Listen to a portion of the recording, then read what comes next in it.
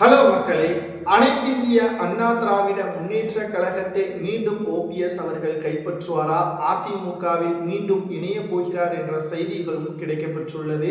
பன்னீர்செல்வம் அவர்களது அடுத்த கட்ட நகர்வு என்ன என்பதை இந்த வீடியோவில் முழுமையாக நாம் பார்க்க போகிறோம். கடந்த சில நாட்களாகவே அதிமுகவில் இருந்து ஓபிஎஸ் அவர்கள் விலகிவிட்டார்.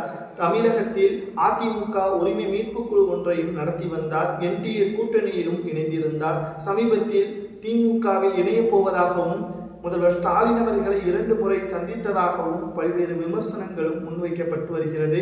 இதை பற்றி அதிமுகவின் மூத்த நிர்வாகிகளிடம் கேள்வி கேட்ட பொழுது, கட்சியிலிருந்து நீக்கப்பட்டவர்களை எங்களிடம் கேட்காதீர்கள் என்றும் கூறிவிட்டனர்.